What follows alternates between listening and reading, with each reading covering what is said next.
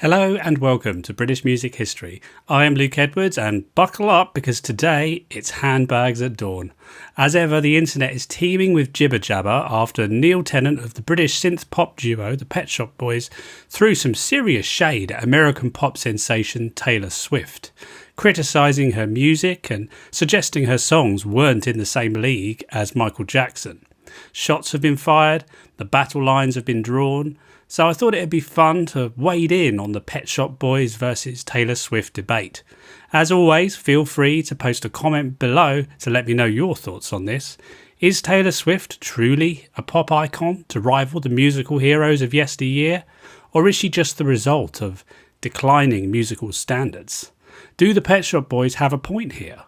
What do they stand to gain by provoking the ire of Swifties across the globe?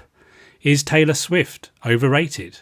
We'll be going into all of these questions and more, so let's shake it off and get going.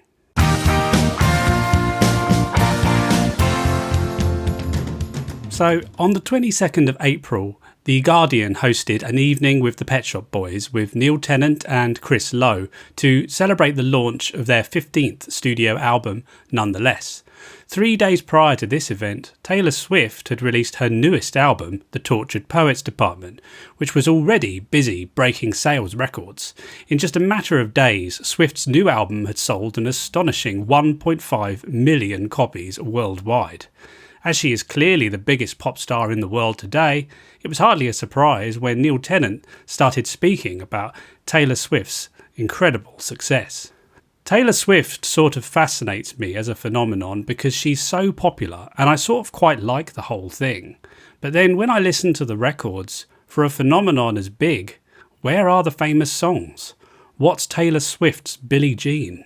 At this point, someone in the crowd suggested Shake It Off, a song Taylor took to number 1 in the US 10 years ago, back in 2014, which has gone on to be certified diamond by the Recording Industry Association of America, with over 1.3 billion Spotify streams and a music video with 3.4 billion YouTube views and counting.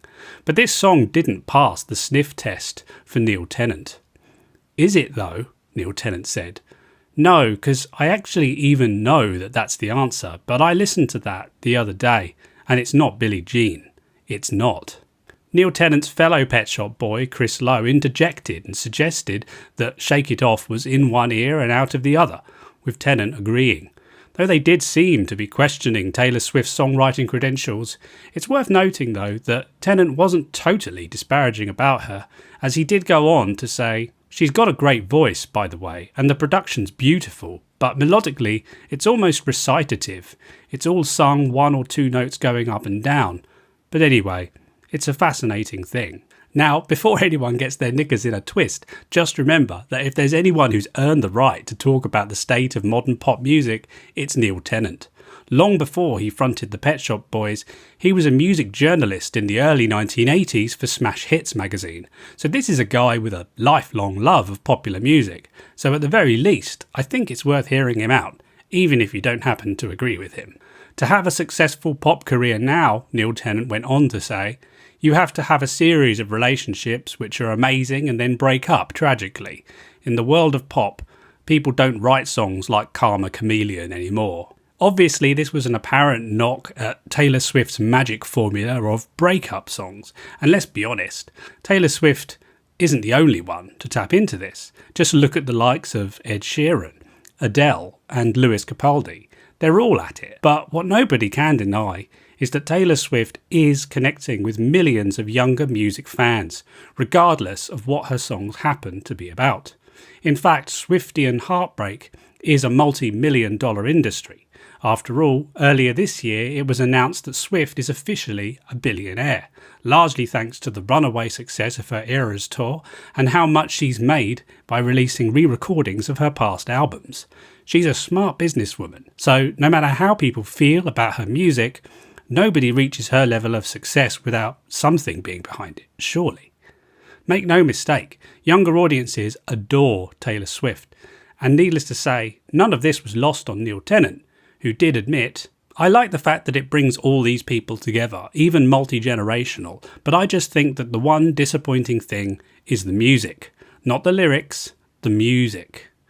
I'm glad Tennant at least acknowledged Taylor Swift's lyrics, because although I'm not a regular listener of hers, I can see why her fan base has latched on to her words. If you do take the time to read her lyrics, there are moments that come across like a modern day equivalent of the poet Sylvia Plath, so I think the themes that Taylor explores probably do speak to people, particularly young girls, in similar ways. For years now, Swifties have been poring over Taylor's words like Cliff's Notes, examining every turn of phrase under a fine-tooth comb and uncovering Easter eggs, which is probably why Harvard University announced that they will be running a class dedicated to analysing Taylor Swift's lyrics.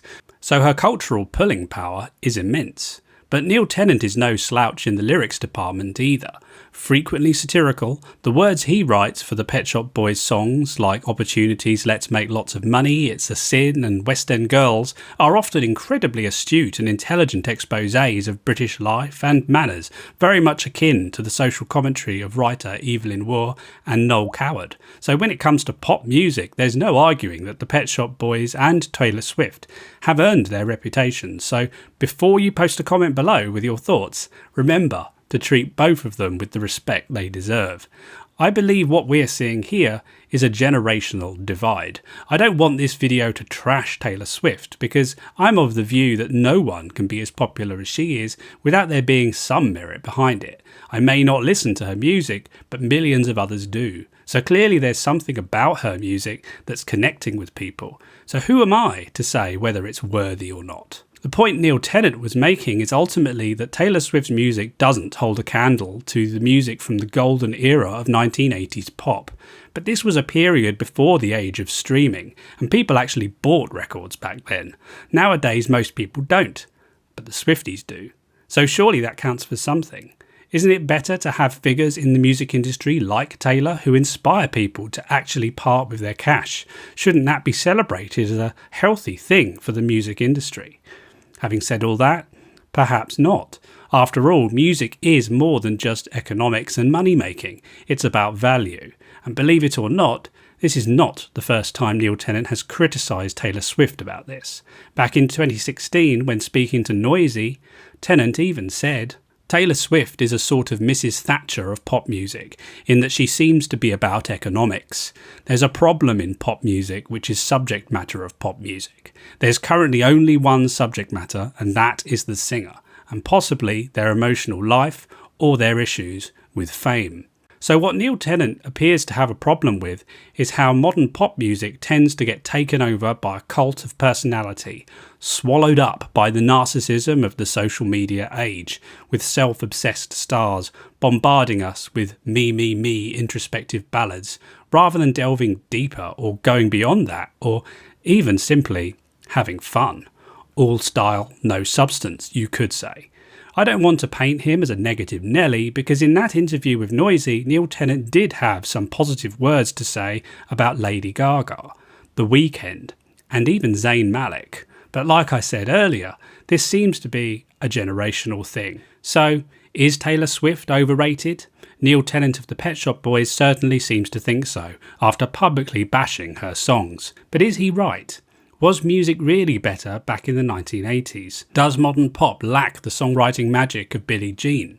Possibly, but perhaps it's more telling to point out that Neil Tennant decided to make these comments in the run-up to the release of a new Pet Shop Boys album. He was clearly setting the stage for a chart battle with Taylor Swift, so in the end, whoever ends up at number one, both of them stand to win. But what do you think? Are you Team West End Girls or Team Shake It Off? Let me know your thoughts on the Pet Shop Boys versus Taylor Swift debate. Who has your support?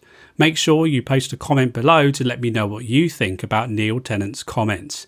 Do you agree with Tennant about music being better back in the 1980s? Or do you think all this negativity about contemporary pop is just poking the hornet's nest to generate publicity? I'd love to know what you think. Don't forget to like and subscribe if you want to see more videos like this, and if you want to help support the channel, head on over to my Patreon if you want to join our community and get some exclusive perks. I'd love to welcome you aboard, and your input will really help to shape this channel moving forward.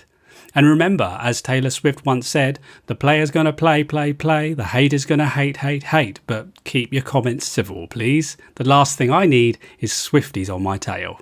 Thanks for watching, everyone, and I'll see you on the next video.